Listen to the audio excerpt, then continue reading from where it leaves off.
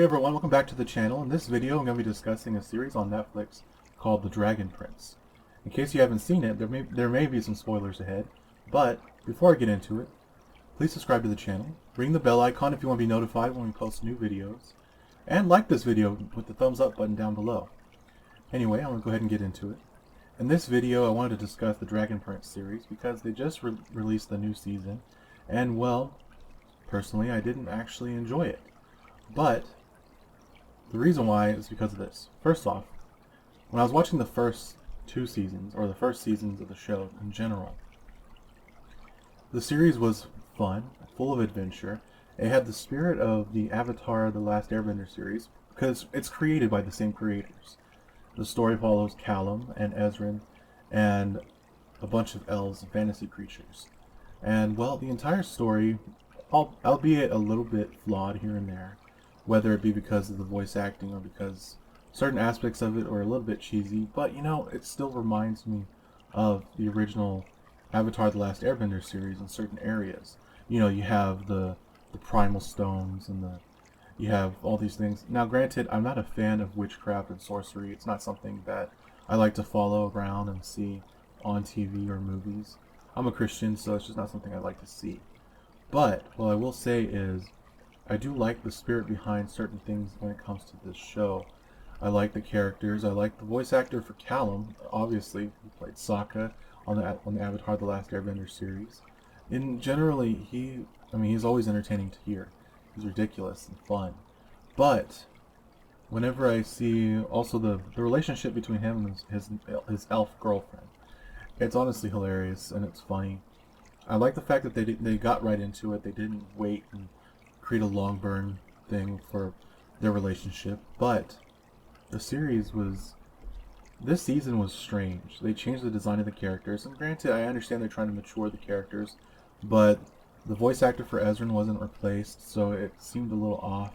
His voice didn't really match his new height or anything, and the fact that he's a teenager and hasn't gone through puberty or gotten a puberty voice, it's a little strange. I mean, I went through puberty when I was 11. It was something that I went through quickly. It's a little gross. Anyway, the thing is, when it comes to this character, his voice is one issue, and then there's the story.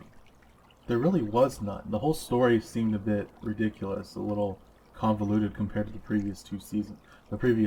I think there's two. I'm not sure if there's two or three. I can't remember. At this point, I don't care because I'm probably not going to watch the next season. But this one in particular was disappointing because it ends on a cliffhanger that I'm not going to spoil because of the fact that I know not everyone has seen this series, and I prefer that you see it for yourself.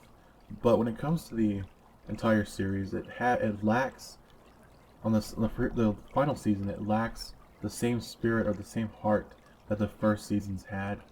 It seems as though the writers either were replaced or were just not as they were not as focused on telling a story of fantasy and adventure, but more almost like they captured TikTok videos and turned it into, or TikTok fan fiction of some sort, and some kind of reenactment from TikTok.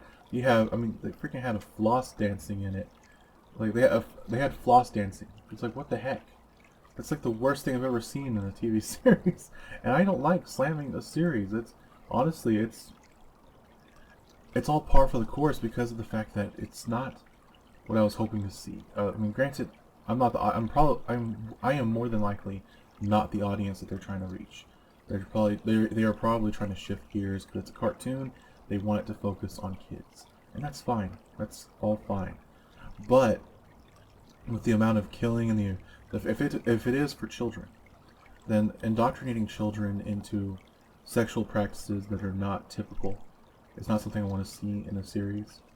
And granted that they don't try to display sexual things. What I mean is depicting relationships and things that are not typical is not something I want to see in a series. And it's fine if other people do and other people think differently. I don't care. That's your choice. I have my own perspective, and I watch these things with my sister and my brother, and I want them to be able to see things that are hopeful and positive, and I want them to see things that are full of adventure and the relationships should be something that's off to the side. The only character I cared about when it comes to a relationship was Callum and his girlfriend. I keep forgetting her name. Anyway, I think it's Raina or something. I can't remember. No, it's not the name. It's definitely not the name. Generally speaking, the show seems to have lost something in this recent season, and I hope that they bring it back. But honestly, I'm more than likely not gonna watch the next season. So that's just my own personal opinion. But when it comes to this series, they have Callum essentially going on an adventure to try to save the kingdom, both kingdoms, from the threat that was from the previous seasons, and that was the Erebos. Sorry, the name. I always get that name wrong. Anyway, Erebos, who is a mystical elf who seeks to basically cause chaos and mayhem among the ranks. He was the only good part of the story, and it's sad because he's the villain of the story. I prefer to see the hero be the focus and be the more entertaining part of the series.